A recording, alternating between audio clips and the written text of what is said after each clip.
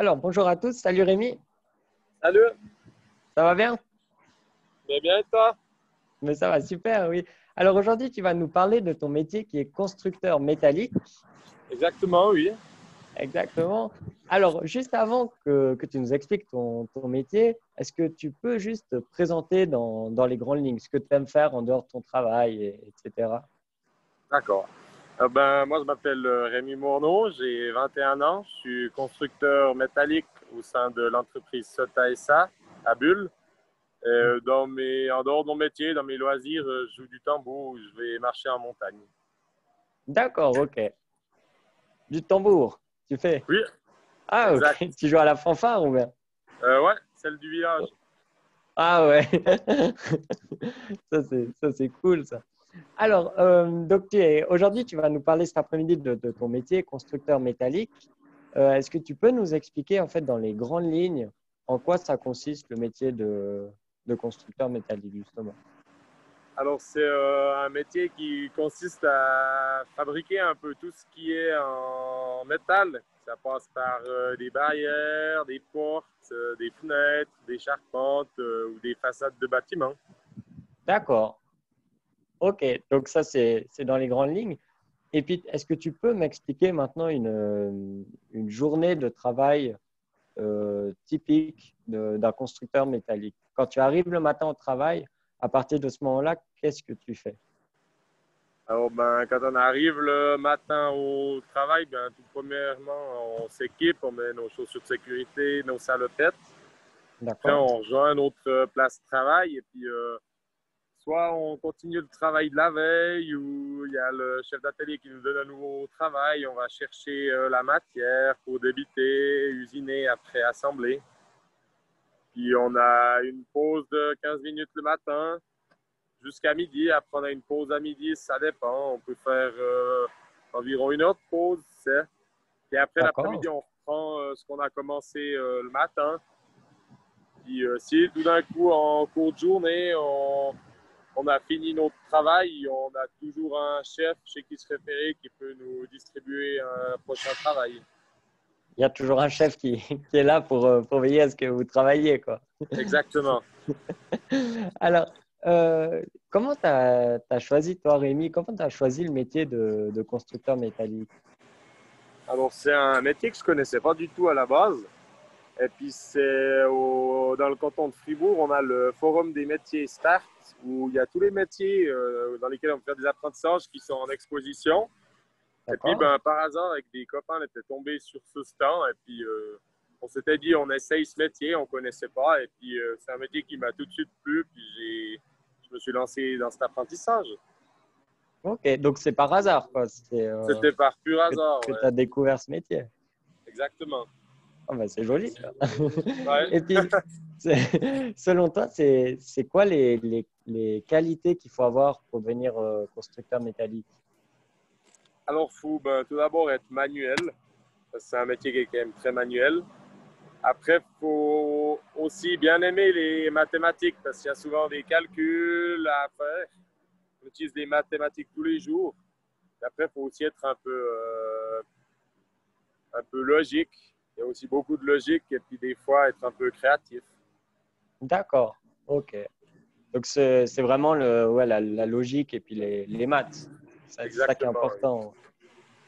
Et puis alors, toi, tu as fini l'apprentissage il y a 2 ans maintenant, tu m'as dit tout à l'heure, je crois. Oui, c'est Euh, exact. tu te souviens encore un petit peu comment c'était l'apprentissage? Ah oui, oui, tout à fait, oui. Alors, est-ce que tu peux nous expliquer comment ça s'est passé, l'apprentissage entre les cours, le travail, etc. Alors, on travaillait sur les 5 jours de la semaine, on travaillait 4 jours à l'atelier, puis on avait un jour les cours. D'accord, Et après, on avait des cours pratiques aussi entre deux, une à chaque fois, une fois dans l'année, une période, quelques semaines, d'accord, où on allait au centre à Fribourg, pour les Fribourgeois, où on avait les cours pratiques. Et puis, d'accord. justement, c'était des périodes 4 semaines en première année. Après, c'était toujours 3 semaines. Et là-bas, on apprenait diverses techniques en plus de ce qu'on avait déjà pu apprendre au travail. D'accord. Et puis, au début, pour commencer, ça a été facile à prendre le rythme. Alors, au début, c'est assez fatigant. Les journées paraissent longues parce qu'on est quand même toute la journée debout, à se déplacer, à bouger, à se baisser. Mhm. Il y a du bruit, donc c'est vraiment une atmosphère qui est très fatigant. Au début, les premières semaines, c'était pénible. Je rentrais à la maison le soir, je mangeais, j'en m'endormais direct. Puis après quelques semaines, on prend le rythme et puis après, c'est bon. D'accord. Ouais, parce que ce que les gens qui nous écoutent ne savent pas, c'est que tu as dû sortir de l'usine pour pouvoir faire le zoom maintenant, parce qu'à l'intérieur, Ouais, c'est hyper bruyant. exactement. Au début, j'entendais rien, voilà. Ok. Bah justement, décris-nous en fait un peu les conditions de travail que tu as. C'est quoi? C'est une grande usine? Tu as des habits particuliers? Ou... Alors, moi, pour ma part, où je travaille chez Sota, c'est une grande usine parce qu'on est 380 employés. Donc, D'accord, il y a ouais. vite beaucoup de monde qui bosse et qui fait du bruit. Donc, c'est pour ça aussi que je suis sorti parce qu'on a aussi des machines. Quand on utilise la meuleuse, ça fait beaucoup de bruit. Il y en a qui Mhm. tapent avec des marteaux. C'est tout un cumul de choses qui font un peu de bruit, voire beaucoup de bruit. Puis tous ensemble, ben, c'est compliqué. Ça fait énormément de bruit. Alors, on a des protections auditives pour quand on travaille. Et Ouais. après, au niveau habits, ben, on a des t-shirts, plus de travail, une salopette et puis des chaussures de sécurité. Ah ouais, C'est ok. vraiment dans les grandes lignes, un peu comme il y a dans tous les métiers. Ouais, ok. Donc ouais, c'est pas non plus trop contraignant, les Non, habits. non, c'est pas contraignant. Après, on a encore masque à souder en plus pour qu'on t'en soude. Mais Ah ouais, vraiment, ok. c'est pas très contraignant. Et puis, est-ce que tu dirais que constructeur métallique, c'est un métier difficile? Parce que vous avez des fois, je pense, des charges assez lourdes à porter ou... Alors, je dirais que ça peut être difficile, mais au début, quand on commence l'apprentissage. C'est vrai que D'accord, en sortant de l'école, ben, on est tous à apporter un classeur, un stylo, et d'un coup, vous commencez à apporter du plus lourd, du plus gros.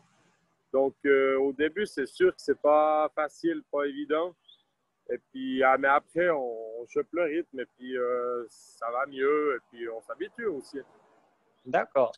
Et puis, pour les jeunes qui voudraient commencer constructeur métallique, est-ce qu'ils peuvent facilement trouver une place de stage ou même d'apprentissage? Est-ce qu'il y a Alors, des débuts? oui, Ouais. alors il y a le site Metal Plus Toi D'accord, qui est sur Internet. C'est un site où on peut retrouver tous les endroits où il y a des entreprises formatrices et où on peut trouver une entreprise pour faire un stage ou un apprentissage. d'accord, ok. Donc, et puis après l'apprentissage, tu peux trouver facilement un métier. Après l'apprentissage, on trouve encore assez facilement une place de travail parce que c'est un métier où on recherche encore assez de constructeurs métalliques. Il y a beaucoup de demandes après l'apprentissage, donc c'est un métier qui a beaucoup de débouchés, puis on le trouve assez facilement. Puis même après on fait constructeur métallique, on peut d'un coup partir sur un autre apprentissage de dessinateur sur construction métallique.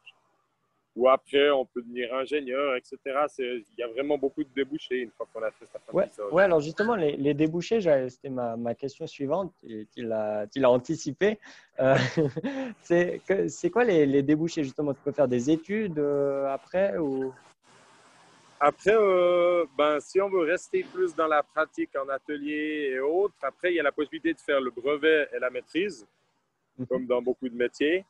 Ouais, Et autrement, si on part plus, si ce qui nous intéresse, c'est plus les bureaux, on peut partir sur un deuxième apprentissage de dessinateur sur construction métallique. Ou après, il y a aussi brevet et maîtrise. Mais après d'accord. dessinateur, on peut aussi plus facilement partir sur ingénieur pour les jeunes qui aimeraient plutôt être ingénieur ou autre. D'accord, ok. Donc, il y a quand même un énorme choix après le CFC si on veut continuer à se former. Exactement, oui. Toi, tu as choisi quoi? Tu continues à travailler, il me semble que tu m'as dit, hein, dans la même Ouais, entreprise. continuer à travailler à l'atelier. Moi, c'est ce qui me plaît, c'est C'est ce qui être te plaît, debout, c'est faire quelque chose de mes mains. pas les bureaux. Voilà, le bureau, j'aime moins. Les bureaux, c'est pas ton truc, ouais. Il faut partout du monde, quoi. Ouais. Et puis, et puis pendant l'apprentissage, est-ce que tu te souviens un petit peu, parce que dans le chat, évidemment, c'est la question qui ressort tout le temps, c'est est-ce que tu te rappelles un petit peu des salaires des apprentis en construction métallique? Alors, en première année, on était payé 600, 600 et quelques, je ne sais plus exactement, mais autour des 600 et quelques. D'accord. En deuxième année, c'était autour des 800. En troisième année, autour des 1000. Et en quatrième année, 1200, il me semble, si je ne dis pas de conneries. D'accord, ouais. Ah, parce que ouais, l'apprentissage, il est donc du coup sur 4 ans. Il est sur 4 ans, oui, exactement. D'accord, ouais. Est-ce qu'il est assez exigeant ou ça va encore? Je dirais pas exigeant, mais je dirais qu'il y a quand même du travail. Il y a quand même les cours à travailler un minimum à la maison pour avoir les notes, tout ce qui est des cours théoriques. Et au Ouais. niveau de la pratique, il faut quand même aussi bien faire attention, de soigner, de travailler proprement pour aussi que les notes au niveau pratique elles suivent. Mais pour une personne qui est manuelle et qui aime bien faire des choses de ses mains et qui aime bien travailler un peu précis, logiquement, je trouve que c'est un métier qui n'est pas très difficile. Ok. Après, c'est comme tout, ça s'apprend. Au début, quand on va Ouais, c'est commencer cool. à faire du vélo, c'est compliqué pour tout le monde. Voilà, donc là, s'ils commencent l'apprentissage, ils ont vraiment 4 ans pour se former au métier, quoi. Exactement. Ok.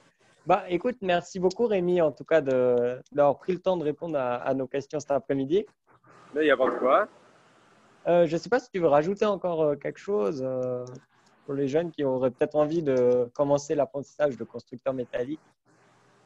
Ben, s'il y a des jeunes motivés, c'est un métier qui les intéresse, moi, je dis essayez d'aller faire des stages, que ce soit dans la construction métallique ou un autre métier, parce ce qui est important à votre âge, c'est vraiment de faire des stages pour découvrir et trouver le métier qui vous plairait vraiment pour votre avenir. Ouais. Et tu peux juste rappeler le site internet pour les stages. Alors, c'est le site internet Métal Plus Toi. Ok, comme ça, c'est noté.